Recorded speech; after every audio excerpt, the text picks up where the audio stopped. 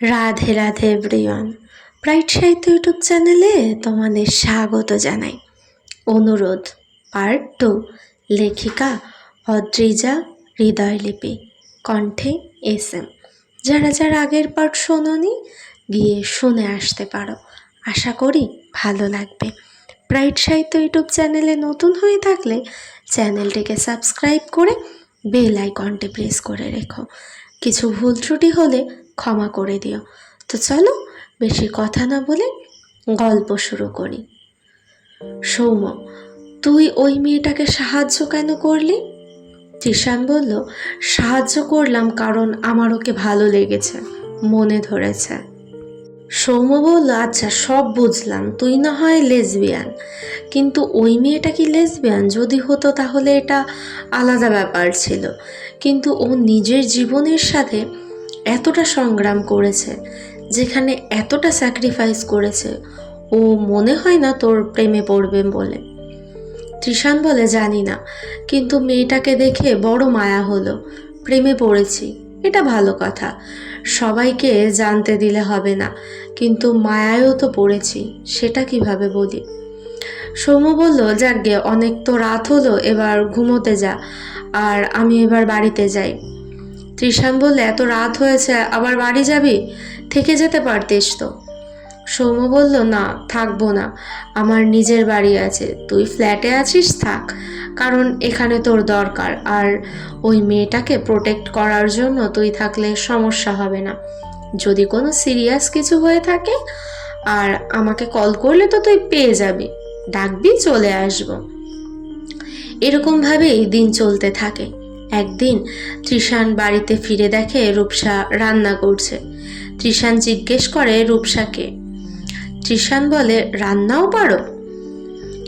রূপসা বলে, হ্যাঁ পারি, কাকিমার বাড়িতে থাকতে টুকটাক শিখেছি। ও আচ্ছা, আর হঠাৎ রান্না করার দরকার পড়লো কেন?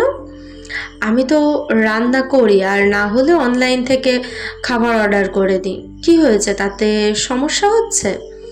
রূপসা বলে, না সমস্যা হয়নি কোনো, কিন্তু রোজের যদি এভাবে অনেক স্পাইসি খাবার আর রোজ রোজ অনলাইন থেকে অর্ডার করা খাবার খাওয়া হয়, এতে শরীর আর ভালো থাকবে না, তাই হাইজিন মেনটেন করাও দরকার, তাই আমি রান্না করছি। তৃষান বলল, ও ওয়াইফ ম্যাটেরিয়াল। রূপসা বলল, কি বললেন? না না, কিছু বলিনি, মানে বাড়ির বউরা আসলে বিয়ের পর যেমন রান্না করতে শুরু করে দেয়, এত হাইজিন মেনটেন করার কথা বলে, সেরকম কথা বলছো, সেই জন্য আমি ভাবলাম ওয়াইফ ম্যাটেরিয়াল, এই কথাটা বলেছি। রূপসা বলে, বিয়ে নিয়ে সবার জীবনে স্বপ্ন থাকে, কিন্তু আমার ছিল না। যাকগে, এসব কথা বাদ দিন, আপনার কি কোনো খাবার করা লাগবে? মানে আপনি কি কিছু খেতে ইচ্ছুক যেটা আমি বানিয়ে দিতে পারি?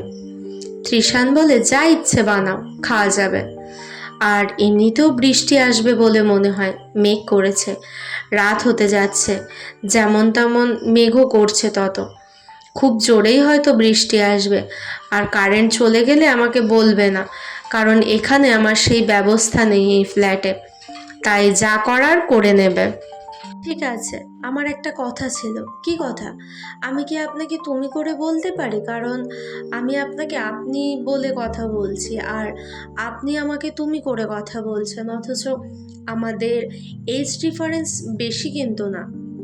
তৃষান বলে, এখানে বিষয়টা এজ ডিফারেন্সের না, বরং সম্মানের। ঠিক আছে, তুমি আমাকে তুমি করে কথা বলতে পারো, এতে আমার সমস্যা নেই, আর সম্মানের ব্যাপারটা যদি থাকে তাহলে আমি তোমাকে যথেষ্ট সম্মান করি।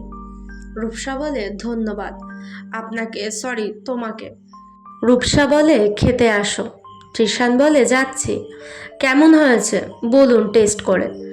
হোয়াইট সস পাস্তা বানাতে জানতে? দেখে তো ভালোই লাগছে, টেস্ট করতে বোঝা যাবে। রূপসা বলে, হ্যাঁ জানতাম, বললাম না কাকিমার বাড়ি থাকার সময় শিখেছিলাম টুকটাক রান্না। খুব ভালো হয়েছে হোয়াইট সস পাস্তাটা, আমার ভালো লেগেছে। আমায় প্রথমে ভাবতাম আমি হয়তো ভালো বানাই, এখন দেখছি আমার থেকে ভালো কেউ আছে যে আরও বেটার বানাতে পারে। ধন্যবাদ, এতটাও ভালো রান্না করি না আমি। আজকে অনেক দিন পর করছি, তাই ভয় লাগছিল যদি খারাপ হয়ে যায়। না না, ভালো হয়েছে সত্যি। ডিনারের পর রাতে ব্যালকনিতে বসে আছে রূপসা। সেই সময় তৃষান ওখানে এসে একটা সিগারেট ধরালো এবং স্মোক করতে লাগলো। রূপসা বলল, তুমি স্মোক করো? হ্যাঁ করি, এক এক সময় ইচ্ছা হলে বা একা থাকলে বা একাকিত্ব বোধ করলে। আগে ড্রিঙ্কসও করতাম, এখন আর করি না, এখন স্মোক করি অনলি। আমার স্মোক করা পছন্দ না, ভালো লাগে না আমার। স্মেলটা এতই খারাপ যে আমি নিতে পারি না। তৃষান বলল, ওহ সরি। তৃষান সিগারেটটা ফেলে দেয় আর রূপসাকে বলে, ফ্রি আছো এখন? কেন, কিছু লাগবে? না, এমনি গল্প করতাম। আগে দাদা ফ্ল্যাটে আসতো বা বন্ধুরা আসতো, কথা বলতাম রাতে। এখন আর আসে না, কথা বলার কেউ নেই। এ বাবা, কেন? আমি আছি তো, কথা বলুন আমার সাথে, আমারও একা ভালো লাগে না। রূপসা, তোমার কোনো সমস্যা হচ্ছে না তো এখানে? না। তোমার বাবা মার কথা মনে পড়ে তাই না সব সময়? তোমাকে দেখেছে তুমি মন মরা হয়ে থাকো। পড়ে। কাকিমার কথা মনে পড়ে, নিশার রাহুলের কথাও মনে পড়ে। নিশা আর রাহুলকে তোমার বন্ধু? না না, আমার কাকা কাকিমার ছেলে মেয়ে। নিশার পুরো নাম নিশাদ্রিয়া রায়। তোমরা কি জয়েন্ট ফ্যামিলি? আমার বাবার নিজের ভাই হচ্ছে আমার কাকা। জয়েন্ট ফ্যামিলিই ছিলাম, একই বাড়িতে থাকতাম। ও আচ্ছা, বুঝেছি। কাকার নাম কি? ধীরেন রায়। রূপসা, তোমার বাবা মার নাম কি? মানে তোমার ফ্যামিলিতে সবাই কি তোমার অত্যাচার সহ্য করতো? আমার বাবার নাম উজ্জ্বল রায়, মার নাম মধুমিতা রায়। আমাকে অত্যাচার শুধু কাকাই করত। আর সামাজিক দিকের কথা যদি বলি, সমাজ তো বলবে বাবা মানেই অনাথ, এই বলে অনেকেই অনেক রকম কথা শোনাতো। আচ্ছা রিল্যাক্স, বাদ দাও। বিএফ আছে? বিএফ, বয়ফ্রেন্ডের কথা বলছো? আজ পর্যন্ত নেই। কখনো কাউকে ভালো লাগেনি, প্রয়োজন বোধ করিনি কখনো। বুঝলাম ম্যাডাম। রূপসা আবার বলল, তোমার মনে হয়নি সেদিন যে একটা রেড লাইট এরিয়ার সামনে থেকে একটা মেয়েকে তুলে আনলে, ঘৃণা হয়নি? না, হয়নি। কেন? জানি না, ইচ্ছে হলো, হেল্প করলাম। ও, আমাকে তোমার কেমন লাগে, মানে কেমন মনে হয়? রূপসা বলে, কেমন আবার লাগবে? তুমিও মানুষ, আমিও মানুষ, মানুষই মনে হয়। না সেটা না, এই যে আমি তো টমবয়। কি বোঝো টমবয় সম্পর্কে? তোমার ছেলেদের মতো চালচলন, আর তুমি মেয়ে, কিন্তু তোমার ছেলেদের মতো সব কাজগুলোই ভালো লাগে। তুমি নিজেকে আসলে একটা ছেলের মতো মনে করো, এটাই বুঝেছি এই কটা দিন। ও, শুধু এতটা? আমার মেয়েদের প্রতি ইন্টারেস্ট, আমি সমকামী, মানে হোমোসেক্সুয়াল। রূপসা অবাক হয়ে গেল, চুপ করে রইল, কিছু বলল না।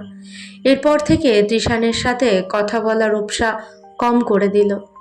তৃষান বিষয়টা বুঝতে পেরেছে, কিন্তু চুপ থাকতো, কিছুই বলতো না। কারণ যতই হোক, মেয়ে আর এত অত্যাচারের পর সে একটু হাসি খুশি থাকতে চেয়েছে, এটাই ভালো।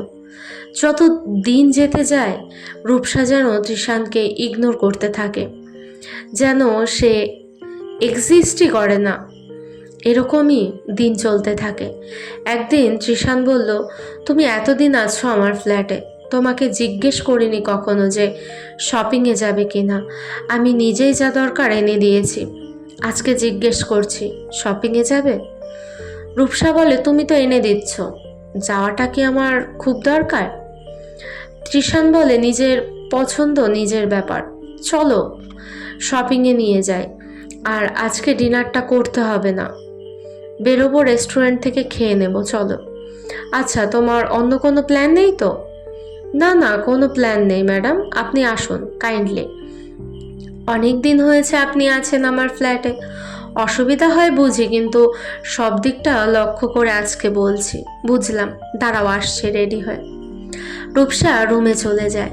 রুমে গিয়ে মনে মনে বলতে থাকে, জানি না তৃষান কি করতে চাইছে, জানি বলছে শপিংয়ে নিয়ে যাবে, কিন্তু ও কিছুদিন আগে যা বলেছে সেটাতে ওকে আমার একটু ভয় লাগছে। আমি জানি না, মানুষটাকে যতটা চিনেছি ভালো লেগেছিল, কিন্তু ভয় লাগছে। কিছুক্ষণ পর রূপসা রেডি হয়ে আসে। তৃষান বলে, যাওয়া যাক।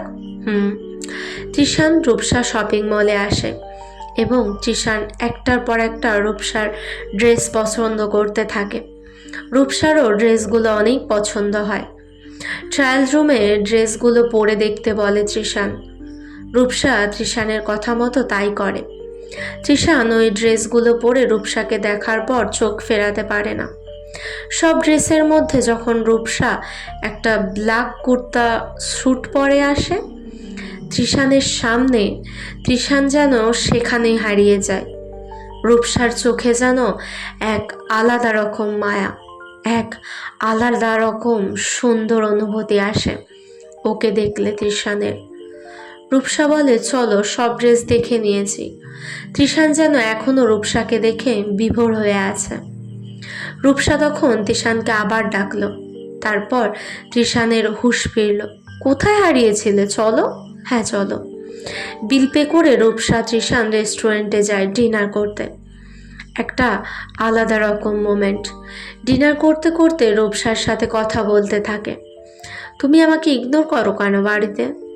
কই না তো, করি না, আসলে আমি বিজি থাকি সারাদিন পর, আর ভালো লাগে না তাই। ও আচ্ছা, ঠিক আছে, ডিনার করে নাও, তারপর আরেকটা জায়গায় যাব। কোথায়? আরে যাব, তোমাকে ভাবতে হবে না। রূপসা একটু ভয় পেয়ে গেল। ভাবলো তৃষান কি ওর সাথে কিছু খারাপ করবে, আবার ওকে কোথাও দিয়ে আসবে না তো। এরপর ডিনার করে রূপসা তৃষান বেরিয়ে গেল। তৃষান রূপসাকে নিয়ে গেল একটা সিও শপে। এখানে কেন? আমি দেখেছি তোমার অসুবিধা হয় হাঁটতে, তুমি সেই হিল পরে হাঁটতে পারো না, পায়ে লাগে তোমার, তাই এখানে এনেছি। রূপসার চোখ ছলছল করতে থাকে। ভাবে যে এই মানুষটাকে কত ভুল বুঝেছিলাম। তৃষান বলে, আসো এখানে বসো। কি রকম নেবে? স্নেক রেস নাকি ফ্ল্যাট নাকি অন্য রকম বলো? যেটা পরে চলতে সমস্যা লাগবে না, পায়ে লাগবে না, গোড়ালিতে ব্যথা করবে না। আচ্ছা। তৃষান দোকানদারকে বলে এ বিষয়ে। এরপর দোকানদার অনেক রকম শুজ দেখায়। রূপসা বুঝে উঠতে পারে না কি করবে। তৃষান নিজের শার্টের স্লিপ কনুই পর্যন্ত তুলে রূপসার পায়ের কাছে বসে এবং একটা একটা করে শুজ পরিয়ে দেয় এবং জিজ্ঞেস করে, রূপসা দেখো, কমফোর্টেবল তুমি? রূপসা তৃষানকে একভাবে দেখতে থাকে। তৃষানের শার্টের স্লিভ কনুই পর্যন্ত দেখে রূপসা অবাক হতে থাকে, কারণ সে জানতো না যে একটা টমবয়কে এভাবে এতটা হ্যান্ডসাম আর হট লাগতে পারে। রূপসা নিজেকে সামলে নেয়। এরপর শো কেনার পর তৃষান সব থেকে বেরিয়ে বলে, এবার বাড়ি যাওয়া যাক।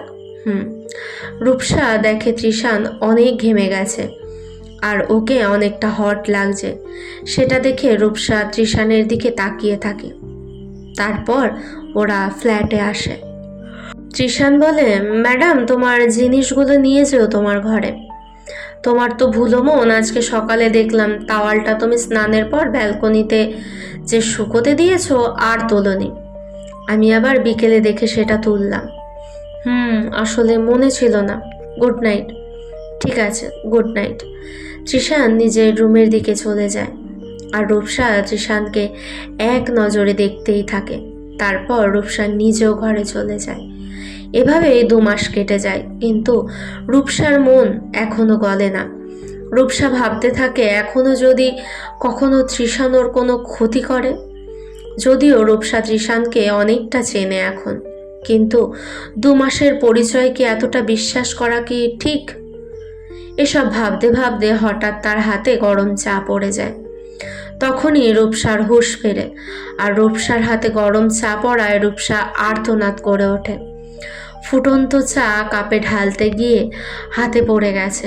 গরম জিনিসটা পড়েছে, তেমন হাতটাও পড়ে গেছে হালকা। তৃষান রূপসার আওয়াজ শুনে ঘর থেকে বেরিয়ে আসে কিচেনের দিকে আর বলে, কি হয়েছে তোমার? আমি আসলে অন্যমনস্ক ছিলাম, তাই গরম চাটা কাপে ঢালতে গিয়ে হাতে পড়ে যায়। এদিকে আসো, ঠান্ডা জল দিয়ে আগে হাতটা ধো, না হলে আরো জ্বালা করবে। জিশান রূপসাকে হাতটা ঠান্ডা জলে ধুইয়ে দেওয়ার পর রূপসাকে তার ঘরে নিয়ে আসে। নিয়ে এসে অনিম লেপ লাগিয়ে দিতে থাকে। রূপসা এই প্রথম তৃষানের ঘরে ঢোকে আর চারিদিকটা দেখতে থাকে ঘরের। তৃষানের ঘরে বেশিরভাগ রয়েছে এনিমি ক্যারেক্টারের স্ট্রাকচার, হট ওয়েলসের গাড়ি আর ইলেকট্রিক জিনিসপত্র, আর আছে একটা স্টাডি টেবিল। তৃষান বলে, আমি জানি হয়তো তুমি আমার রুমের এই অবস্থা দেখে একটু অস্বস্তি বোধ করছো। আসলে এগুলোই আমার দুনিয়া, আমার ভালোবাসা, আমার ভালো লাগা। আমার এইগুলো অনেক ভালো লাগে। আমি এই চার দেয়ালের মধ্যে নিজেকে অন্যভাবে খুঁজি। রূপসা বলল, বুঝলাম, তেমন খারাপ না। এবার আমি যাই। আচ্ছা শোনো, তোমাকে আর রান্না করতে হবে না, যা দরকার হবে আমাকে বলো, আমি করে দেব। না হলে আমাকে কল করো, আমি এনে দেব যদি বাইরে থাকি কখনো। রূপসা বলে, ঠিক আছে বলে চলে যায়। এভাবে কিছুদিন যাওয়ার পর রূপসা আবার নিজেই রান্না করা শুরু করে। এরকমই একদিন বিকেলে কফি করতে করতে দেখে বৃষ্টি হচ্ছে। অনেক সুন্দর একটা পরিবেশ, মাটির সোধা গন্ধ, ব্যাঙ ডাকছে, কালবৈশাখীর ঝড় ওঠার মতো হাওয়া দিচ্ছে। এই দেখে রূপসার কোনো কিছুই না দেখে সোজা ফ্ল্যাটের ছাদের দিকে চলে আসে আর সেই কালবৈশাখীর ঝোড়ো হাওয়ায় দাঁড়িয়ে থাকে। এরকমভাবে ঝোড়ো হাওয়া দেওয়ার সাথে সাথে হঠাৎ তুমুল বৃষ্টি, আর ওই বৃষ্টিতে রূপসা ভিজে যায় পুরো। রূপসা রুমে আসার পর স্নান করে, ড্রেস চেঞ্জ করে, চুল শুকিয়ে নেয়। কফি খেয়ে রূপসার হঠাৎ মাথা ধরে, সে শুয়ে পড়ে। তৃষানকে কল করার মতো তার অবস্থা নেই, কিন্তু সে তৃষানকে কল করতেও চায় না। তার মনে একটাই সংশয়, তৃষান কখনো তার কোনো ক্ষতি করবে না তো? যতই হোক সে একটা টম্বয়, সে বলেছে যে তার মেয়ে পছন্দ। এসব কথা ভাবতে ভাবতে রূপসার মাথা আরও ভারী হয়ে যায় আর সে ওইভাবে জ্বরে পড়ে থাকে। তৃষান সন্ধ্যার পর বাড়ি আসে, এসে দেখে রূপসা নেই। তৃষানের মাথায় যেন আকাশ ভেঙে পড়ে। তৃষান জানে যে এই সময় রূপসা বসে বসে টিভি দেখে রোজের মতন। আজকে টিভি দেখছে না, সে কোথাও আছে। রান্নাঘরে সে নেই, তাহলে গেল কোথায়? বেরিয়েছে নাকি? না বলে রূপসা কোথাও যায় না, আর আজ পর্যন্ত একা কোথাও যায়নি। এসব ভাবতে ভাবতে তৃষান একটু ইতস্তত বোধ করে। রূপসার রুমের বাইরে দাঁড়িয়ে থাকে, তারপর কিছু একটা মনে করে। রূপসার ঘরে ঢোকে আর রূপসাকে বিছানায় পড়ে থাকতে দেখে ছুটে তৃষান রূপসার কাছে চলে যায়। কি হয়েছে তোমার? এভাবে কেন শুয়ে আছো? আমার শরীর ভালো নেই। কি হয়েছে দেখতে দাও। তৃষান এবার রূপসার কপালে হাত দিয়ে দেখে রূপসার জ্বর এসেছে। তৃষান সঙ্গে সঙ্গে জলপট্টি নিয়ে আসে আর রূপসার মাথায় জলপট্টি দিতে থাকে। থার্মোমিটার দিয়ে রূপসার জ্বর চেক করে দেখে 102 জ্বর। তারপর তৃষান প্যারাসিটামল 650 এনে রূপসার মাথার কাছে ডেস্কের ওপর রাখে। তারপর জিজ্ঞেস করে, এখন কেমন লাগছে? আগের চেয়ে ঠিক আছে। কিছু খেয়েছো? বিকেলে কফি খেয়েছিলাম। বৃষ্টিতে ভিজেছো বুঝি? হ্যাঁ। চোখটা ছলছল করে ওঠে রূপসার। ঠিক আছে, তুমি একটু রেস্ট নাও, আমি খাবার বানাচ্ছি। জ্বর হয়েছে জানি, কিন্তু জ্বর হলে একটু ভালো কিছু খেতে ইচ্ছে করে। বলো কি খাবে? যা ইচ্ছে, যা বানাবে তাই। ইচ্ছে হলে অর্ডার করে দিতে পারো। চুপ করো, আমি দেখছি কি করি। তৃষান এবার রান্নাঘরে যায়। গিয়ে রান্নাঘরের এত পরিপাটি অবস্থা দেখেই বোঝে যে খুব সুন্দরভাবে রূপসা বৃষ্টিতে ভিজতে যায়, যার ফলে এত অগোছালো সব জায়গাটা। তৃষান রান্নাঘরটা আগে পরিষ্কার করে, তারপর রূপসার জন্য স্যুপ বানায় আর অনলাইনে পিৎজা অর্ডার করে দেয়। রাতে ডিনারের জন্য কি করবে বুঝতে না পেরে সে আবার রূপসাকে গিয়ে জিজ্ঞেস করে, বলছি যে তোমার জন্য স্যুপ বানিয়েছি, এটা যদিও গরম এখন, একটু ঠান্ডা হলে খেও। আর আমি পিৎজা অর্ডার করেছি। রাত্রে আর কি অর্ডার করব, নাকি আমি বানাবো, মানে কি বানাবো? রূপসা সামান্য হাসে, তারপর একটু স্ট্রিক্টলি বলে, আর কিছু অর্ডার করতে হবে না। যদি পারো কিছু সবজি অর্ডার করে দিও, না হলে কালকেই তোমাকে সকালবেলা বাজার যেতে হবে, যেটা তুমি পারবে না। আচ্ছা ঠিক আছে, তোমার কিছু লাগলে আমাকে বলো। রূপসা মাথা হ্যাঁ সূচকভাবে ইঙ্গিত করলো। তৃষান রূপসার রুম থেকে বেরিয়ে তার দাদা সৌম্যকে কল করলো। সৌম্য বলল, হ্যাঁ বল। আরে বলিস না রে, রূপসার জ্বর হয়েছিল, এখন মেডিসিন দিয়েছি, দিয়ে স্যুপ বানিয়ে ওকে দিয়েছি। খাইয়ে দিসনি স্যুপ? না, ও তো বললো নিজে পারবে, আমি যদি জোর করি ঠিক হবে? আরে পাগল, এই সময় মেয়েরা চায় একটু কেয়ার, যা গিয়ে একটু কেয়ার কর ওর। ও আচ্ছা ঠিক আছে, বাই। সৌম্য বলল, পরে কল দিস, জানাস পরে কি হলো আর কেমন আছে। সৌম্য কলটা কেটে দেয়। তৃষান এরপর রূপসার ঘরে আসে। এসে দেখে রূপসা একটু একটু করে উঠে বসার চেষ্টা করছে, কিন্তু রূপসার শরীরটা উইক অনেক, ওকে দেখেই বোঝা যাচ্ছে। তৃষান রূপসাকে উঠে বসতে হেল্প করে। তৃষান বলে, তুমি একটু শান্ত হয়ে বসো, আমি তোমাকে স্যুপ খাইয়ে দিচ্ছি। রূপসা তৃষানের দিকে ফ্যাল ফ্যাল করে দেখতে থাকে। রূপসাকে তৃষান স্যুপে ফু দিয়ে আস্তে আস্তে স্যুপটা খাইয়ে দিতে থাকে। রূপসা যতবার স্যুপ খায় ওর চোখ ছলছল করে ওঠে। রূপসার মনে পড়ে ওর কাকিমার কথা। একটা সময় ছিল যখন কাকিমাও রূপসাকে এইভাবেই জ্বর হলে খাইয়ে দিতেন নিজের হাতে। এখন ওর কাছে সবই অতীত। রূপসা বলে, কেন আমাকে এত যত্ন করছেন? তুমি অসুস্থ এখন তাই, আর হঠাৎ করে আবার আপনি করে কথা বলছো কেন? না এমনি, তুমিও তো এক এক সময় আমাকে ম্যাডাম আপনি আজ্ঞে করে কথা বলো তাই। ও আচ্ছা বুঝেছি, বেশি বোঝা লাগবে না আর তোমার। রূপসা তৃষানের দিকে তাকিয়ে এক গাল হাসে। তৃষান রূপসাকে দেখে নিজেও হাসে। হঠাৎ কলিং বেলের শব্দ, মনে হয় ডেলিভারি দিতে এসেছে, তুমি ওয়েট করো রূপ, আমি আসছি। এই বলে তৃষান ওখান থেকে চলে যায়। রূপসা আরও অবাক হয়ে তাকিয়ে থাকে তৃষানের যাওয়ার দিকে, আর মনে মনে ভাবে, এই রূপ নামটা আমাকে আমার মা বাপে ডাকতো, আর আজকে এই মানুষটা আমাকে এভাবে ডাকছে হঠাৎই। তবে যাই হোক, মানুষটা খারাপ না, বিশ্বাস করি বলে 2 মাস ওর ফ্ল্যাটে কাটিয়ে দিলাম। তবে এই দিনগুলো আমাকে একটুও কষ্ট করতে হয়নি। এসব ভাবতে ভাবতে তৃষান আসে রূপসার কাছে। তুমি কি উঠতে পারবে নাকি না? কেন, চলো খেয়ে নেবে, চলো, আর কিছু খাবার হলে বানিয়ে দেবে, একটু বসবে চলো। আমি না গেলে মন বসছে না নাকি, এত চিন্তা আমার জন্য? রূপসা মজা করে বলতে থাকে। তৃষান এবার একটু লজ্জা পেয়ে যায়। আচ্ছা দাঁড়াও, আমি যাচ্ছি। এই বলে রূপসা বিছানা থেকে নামতে যায়, কিন্তু ওর হাঁটার সেই ক্ষমতা নেই, তৃষান দেখতে পায়। তখন তৃষানের যা করার তৃষান সেটাই করে। রূপসাকে তৃষান কোলে করে নেয় আর ওকে নিয়ে আসে আর সোফাতে বসায়। রূপসা তখনও তৃষানকে দেখছিল।